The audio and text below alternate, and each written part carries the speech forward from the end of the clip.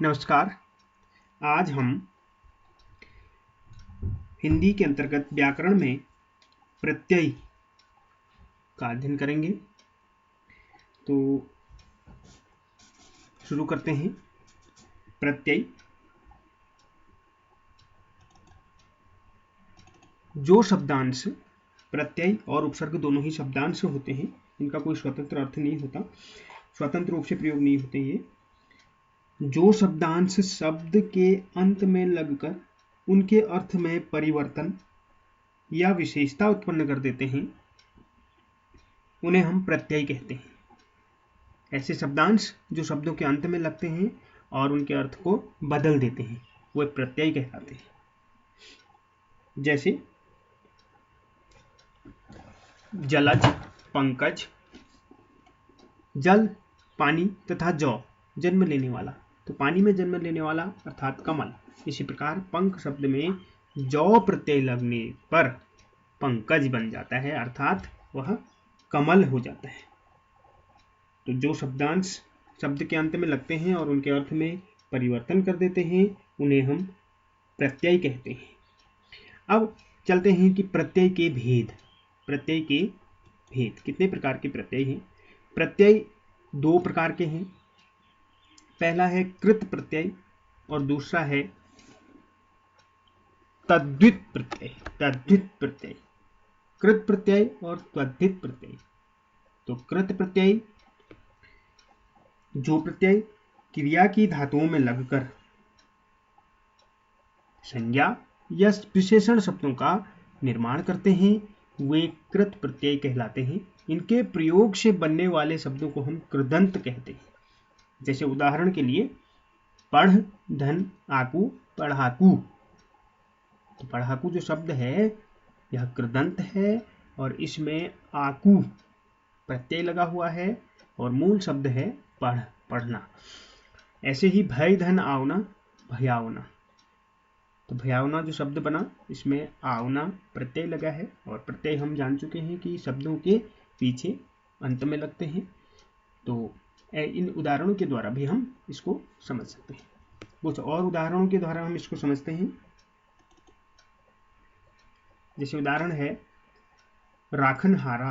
राखन हारा, तो हारा इसमें जो है प्रत्यय है। घट, धन, इया, घटिया, इया प्रत्यय। इसी क्रम में आवट, पन, ता, दानवता, अपनापन, ये इनमें प्रत्यय प्रयुक्त हुए हैं। तो कृत प्रत्यय में कुछ संस्कृत के भी प्रत्यय होते हैं, जैसे पाठक, गायक, नायक, नेता, दाता आदि इसके उदाहरण हैं। और इसी क्रम में हम चलते हैं प्रत्यय की दूसरी ओर। दूसरा जो प्रकार है वह है तद्धित प्रत्यय। तद्धित प्रत्यय, तो तद्धित प्रत्यय क्या होते हैं? जो प्रत्यय संज्ञा, सर्वनाम या विशेषण शब्दों के अंत में लगकर नए शब्दों का निर्माण करते हैं, तद्धित प्रत्यय कहलाते हैं। और इनके मेल से बनने वाले जो शब्द हैं वह तद्धितांत कहलाते हैं। तो हिंदी के प्रमुख तद्धित प्रत्यय कुछ संज्ञा से संज्ञा बनाने वाले प्रत्यय हैं और कुछ विशेषण से संज्ञा बनाने वाले प्रत्यय होते हैं। कुछ प्रत्यय संज्ञा से विशेषण बनाने वाले होते हैं और कुछ प्रत्यय जो होते हैं क्रिया विशेषण से विशेषण बनाने वाले होते हैं।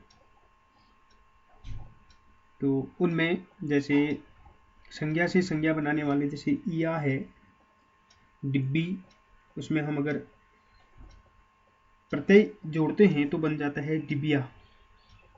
इसी प्रकार विशेषण से संज्ञा बनाने वाले विशेषण जैसे होते हैं लघु, छोटा, सुंदर, काला, मोटा, गरीब, खुश आदि जो हैं ये विशेषण हैं।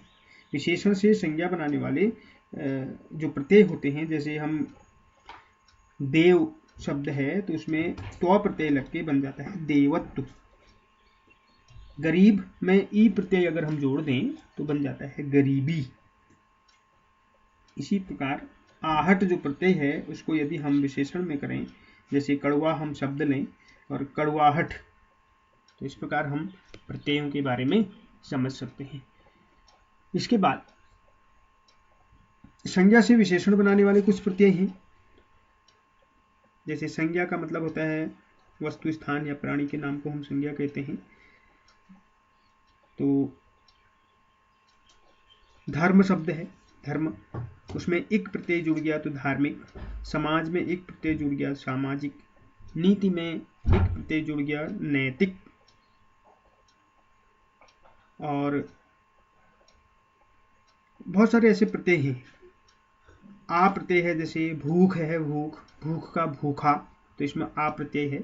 सूखा, प्यारा, इन सब में आ त्वदित प्रत्यय इनमें लगा हुआ है। अब हम चलते हैं प्रत्यय शब्द रूप। कुछ हम ऐसे प्रत्यय आपके पास हैं, जैसे वाला, इससे बनने वाले जो शब्द हैं, पढ़ने वाला, लिखने वाला, रखवाला, आऊ, बिकाऊ, टिकाऊ, चलाऊ, ये कुछ शब्द बने हुए हैं आऊ प्रत्यय लगने के बाद। लड़का, धमाका, इसी प्रकार आलू, झगड़ालू, दयालु, इन शब्द रूप जो हैं इनमें कौन से प्रत्यय लगे हैं, इनको हम इनके द्वारा समझ सकते हैं।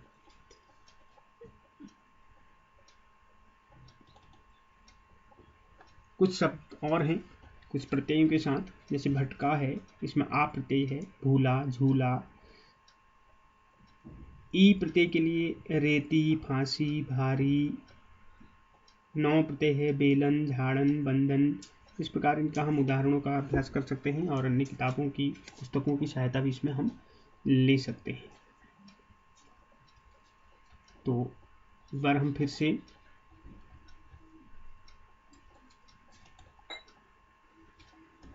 पुनरावृत्ति की ओर चलते हैं। तो प्रत्यय जो शब्दांश शब्दों के अंत में लगकर उनके अर्थ को बदल देते हैं, वे प्रत्यय कहलाते हैं। उदाहरण के लिए जैसे जलज, पंकज आदि। जल का मतलब पानी होता है और जौ का मतलब जन्म लेने वाला, पानी में जन्म लेने वाला अर्थात कमल। इसी प्रकार पंख शब्द में जौ, पंकज लगकर वह कमल उसके अर्थ को कर देता है। प्रत्यय के प्रकार दो प्रकार के हैं, कृत प्रत्यय और त्वदित प्रत्यय। कृत प्रत्यय जो क्रिया की धातुओं में लगकर संज्ञा या विशेषण शब्दों का निर्माण करते हैं, वे कृत प्रत्यय कहलाते हैं। इनके प्रयोग से बनने वाले शब्दों को हम कृदंत कहते हैं। इसके उदाहरण हम अभी पढ़ चुके हैं। पढ़ धन आकू, पढ़ाकू, भय धन आवना, भयावना, ये इसके उदाहरण हैं। और भी अन्य उदाहरण भी इसके हो सकते हैं। दूसरा प्रकार है त्वदित प्रत्यय, जो प्रत्यय संज्ञा, सर्वनाम या विशेषण शब्दों के पीछे लगकर, पीछे का मतलब अंत में लगकर नवीन शब्दों की रचना करते हैं, वे त्वदित प्रत्यय कहलाते हैं। जैसे देवत्व, लेखकी, इनमें क्रमशः त्व प्रत्यय और ई प्रत्यय है। इसके बाद हम कुछ अंत में कुछ ध्यान रखने योग्य जो बातें हैं उनको हम दोबारा स्मरण करते हैं। उपसर्ग मूल शब्द के आगे लगकर अर्थ में परिवर्तन करते हैं, उनकी विशेषता लाते हैं उनके अर्थ में। और प्रत्यय जो होते हैं वो शब्दों के अंत में लगकर अर्थ में विशेषता या परिवर्तन लाते हैं। प्रत्यय दो प्रकार के होते हैं, कृत प्रत्यय और त्वदित प्रत्यय।